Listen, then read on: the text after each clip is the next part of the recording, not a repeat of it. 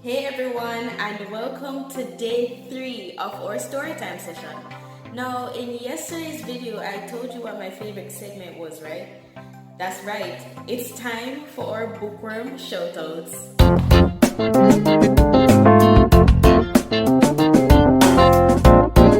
So, today's shoutouts go out to Samoya Williams from Jessie Repole Primary School. She's in grade 1P. Samoya, thank you so much for watching. You're such a sweetheart. And our other shout out goes to the Fraser family. This is Antante, Jante, and Javante Fraser. Thank you so much for watching. You have no idea how much I appreciate it.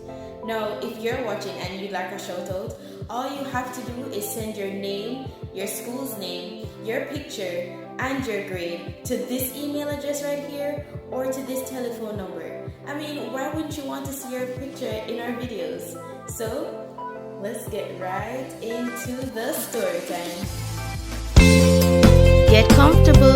It's story time, bookworms. Today's story is Journey to Dragon Mountain by Natalie Shaw. Today's story is going to be very special because we are both going to be reading it. That's right. I want you to pay close attention to the story. Get comfortable, clear your throats, and use that strong reader voice with me as we read today's story. Are you ready? Pay attention to the screen. Today's story is Journey to Dragon Mountain by Natalie Shaw. The town is very peaceful today. Everyone's having fun as they play. Run, ride, frolic, or sing, skip, and shout. There's nothing at all to be worried about. Mike the Knight and his sister Evie were playing outside by the haycut. I wish we could have a real adventure, Mike told his sister. Just then, they heard a loud noise. They leapt out of the way just in time before two objects crashed into the haycart. It was your father, the king, and his horse, Guinevere. Oh, Dad, we missed you so much, Mike said. But where did you and Guinevere come from? You fell out of the sky. Well, said the king, it's actually a good story. All of Glendragon gathered around.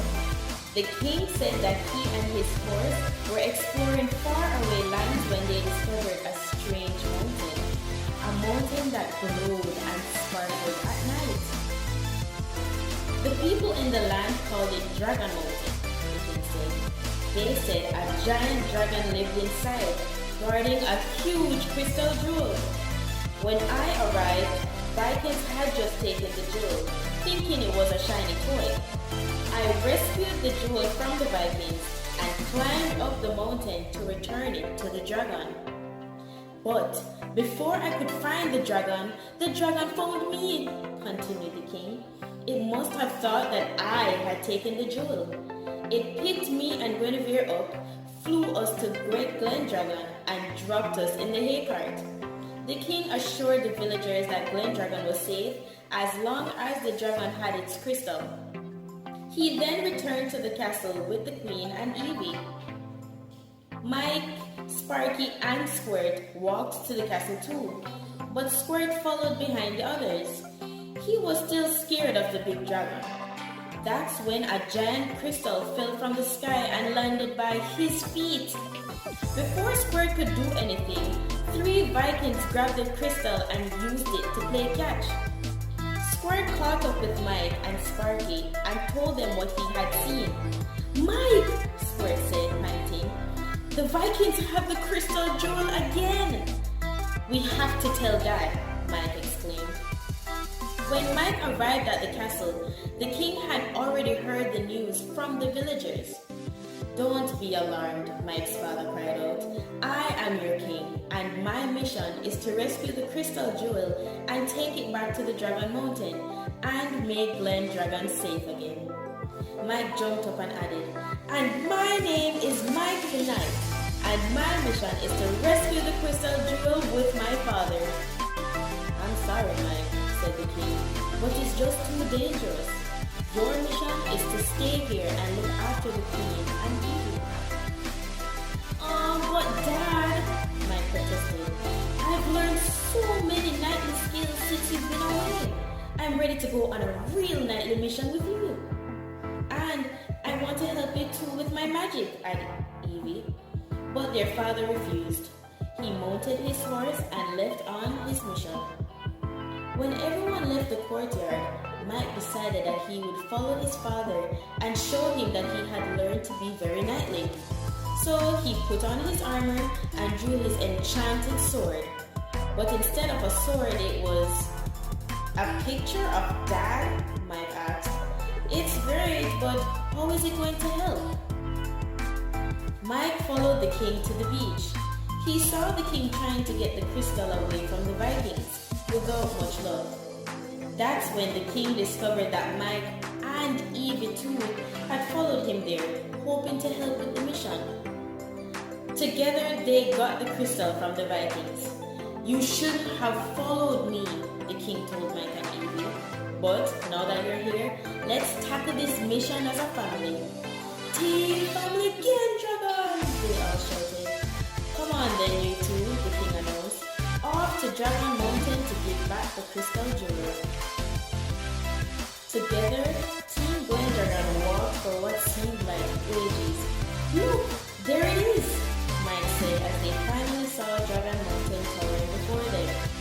When they reached the mountain, they climbed on foot until they reached a big cave. Mike and Evie, you both stay here, he said. I want you to wait here while I return the crystal to the dragon. As soon as the king entered the cave, Mike and Evie saw the shadow of a giant dragon follow quickly behind him. We have to save him from the giant dragon, Evie told Mike. I know he told us not to, but it's time to be a knight and do the right thing, Mike added. That's when Mike realized that the picture on the edge of his sword was actually a compass. It led him straight to the king. But just as they were reunited, the king fell into a ravine. With a little help from Mike's knightly training, Evie and Mike rescued their father. Mike, that was the fastest knightly thinking I've ever seen. What a great knight you are, the king told Mike. Together, they gave the crystal to the giant dragon. They were surprised to see and Sparky and Squirt were there too. They had followed behind Evie, Mike, and the king. They wanted to help save Glendragon from the giant dragon, even though Squirt was scared. But they found out that the giant dragon wasn't scary after all. It was Squirt's father. Squirt wandered off when we were moving here to Dragon Mountain, the giant dragon told the king. His mother and I thought we'd never find him again. Squirt's father placed the crystal in a nest at the center of the cave, and the most amazing thing happened. The jewel cracked open to reveal a baby dragon. The jewel wasn't a jewel after all. It was an egg. Everyone returned to Glendragon much happier than when they had left. Squirt was reunited with his family and a new baby sister. And Mike and Evie had gone on their first mission to the king. There's nothing we can't do together, Mike said as everyone cheered. Team Family Glendragon saved the day. That is an excellent story. No, I know we both heard some new vocabulary words, so stay tuned for some fun facts.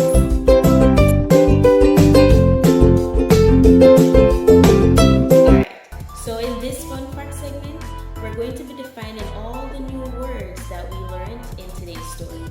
So I'm going to give you 2 seconds, hurry up, go for your pencil and your paper because I'm going to need you to write things down. But I'll wait on you, so hurry up. You're back? Alright, good. Now I have my book of definitions, so let's get right into it. The first word we're going to define is the word frolic. F-R-O-L-I-C. Frolic. Now, the definition is light-hearted fun or silly activity. Let's go again. Light-hearted fun or silly activity. So basically when you run up and down with your friends or you jump on your skip and having a grand time, that's frolicking. Now, our second word today, it's a new word. Ravine. The word ravine. It's spelled R-A-V-I-N-E. Let's go again. Ravine. R-A-V-I-N-E. And it's a small, narrow valley with steep sides larger than a gully. Let's go again. A small, narrow valley with steep sides larger than a gully. Can you imagine the king falling down this? I know I would have felt terrible. Now, the last word we're going to be defining today is compass. What's the word? Compass. Alright? C-O-M-P-A-S-S. Compass. Let's go again. C-O-M-P-A-S-S. Now, a compass is a tool used for finding directions.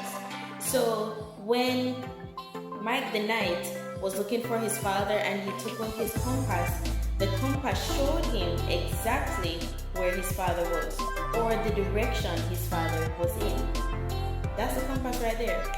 Now, boys and girls, you did such an amazing job. So here's what I want you to do.